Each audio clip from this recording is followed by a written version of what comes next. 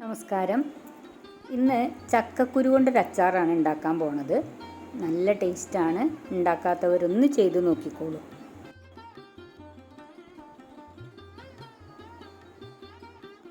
ഇത്രയും ചക്കക്കുരു ആണ് എടുത്തിട്ടുള്ളത്. അത് ഈ ഒരു രീതിക്ക് മുറിച്ചെടുത്തിട്ടുണ്ട്. എങ്ങനെ വേണമെങ്കിലും മുറിച്ചെടുക്കാം കേട്ടോ. ഇനി ഇതിനെ ഒന്ന് ആവിയിൽ വേവിച്ചെടുക്കണം. അതിന് വേണ്ടിയിട്ട് ഇഡ്ഡലി ചെമ്പിലേക്ക് ഒരു തട്ട് വെച്ച് കൊടുത്ത് അതിലേക്ക് ചക്കക്കുരു മുറിച്ചത് ഇട്ട് കൊടുക്കാം. അപ്പോൾ നന്നായിട്ട് ആവി വന്നിട്ടുണ്ട്. ഇത് നമ്മൾ കൈകൊണ്ട് ഞെരടി നോക്കുന്ന സമയത്ത് ഈ ഒരു രീതിക്കായിരിക്കണം, പൊട്ടാതെ ഇതുപോലെ പൊടിയായിട്ട് കിട്ടണം. ഈ ഒരു രീതിക്ക് ആവി കയറ്റിയെടുക്കണം. എന്നിട്ട് തണുക്കാൻ മാറ്റി വെക്കണം. തണുത്തതിന് ശേഷം അടികട്ടിയുള്ള ഒരു പാത്രത്തിലേക്ക് നല്ലെണ്ണ ഒഴിച്ചു കൊടുക്കുക. എന്നിട്ട് ഈ ചക്കക്കുരു ഒന്ന് നന്നായിട്ട് മൊരിയിച്ചെടുക്കണം.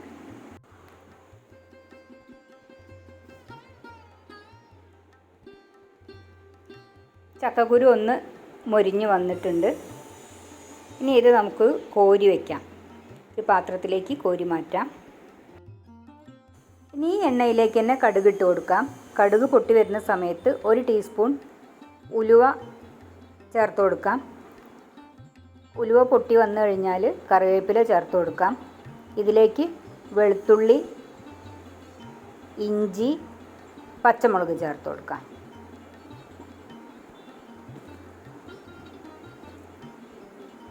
ഇത് നന്നായിട്ടൊന്ന് വഴന്നു വരട്ടെ.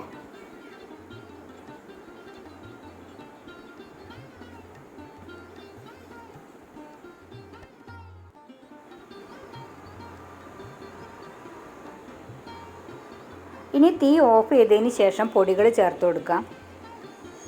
1 ടീസ്പൂൺ മഞ്ഞൾപ്പൊടി, 1.5 ടേബിൾ സ്പൂൺ മുളക് പൊടി,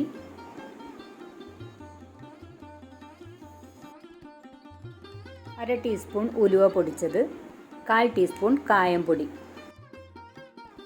എല്ലാം കൂടി നന്നായിട്ടൊന്ന് മൂത്ത് വരട്ടെ. ഇതിലേക്ക് ആവശ്യത്തിന് ഉപ്പും കൂടി ഇട്ട് കൊടുക്കാം.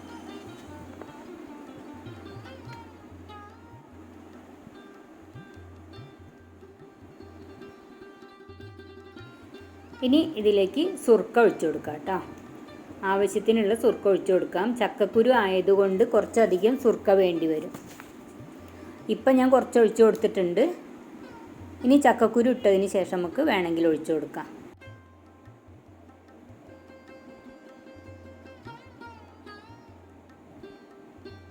ഇതിലേക്ക് 1 ടേബിൾ സ്പൂൺ പഞ്ചസാര ചേർത്ത് കൊടുക്കാം. നല്ലൊരു ടേസ്റ്റിന് വേണ്ടിയിട്ടാണ്. ഇനി ഇത് നന്നായിട്ടൊന്ന് തിളച്ച് വരട്ടെ. അപ്പോൾ നന്നായിട്ട് തിളച്ചിട്ടുണ്ട്. ഇതിലേക്ക് നമുക്ക് ചക്കക്കുരു ചേർത്ത് കൊടുക്കാം.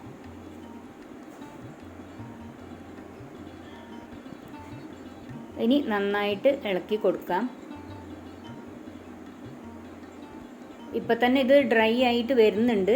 അപ്പോൾ എന്തായാലും നമ്മൾ കുറച്ചുകൂടി സുർക്ക ചേർത്ത് കൊടുക്കണം.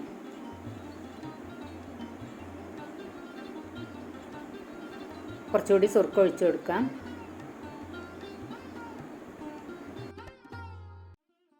ഇനി നന്നായിട്ട് ഇളക്കിയെടുക്കുക. ഇതിൽ കുറച്ചുകൂടി പുളിയും അതുപോലെ തന്നെ കുറച്ചുകൂടി ഗ്രേവിയും ഒക്കെ വേണം എന്നുണ്ടെങ്കിൽ കുറച്ചുകൂടി സുർക്ക ഒഴിച്ചു കൊടുക്കാം കേട്ടോ. അച്ചാർ റെഡി ആയിട്ടുണ്ട്. ഇനി തീ ഓഫ് ചെയ്യാം. ചൂടാറാനായിട്ട് മാറ്റി വയ്ക്കാം. ചൂടാറിയതിന് ശേഷം വൃത്തിയായി കഴുകി ഉണക്കിയെടുത്ത ബോട്ടിലിലേക്ക് മാറ്റാം.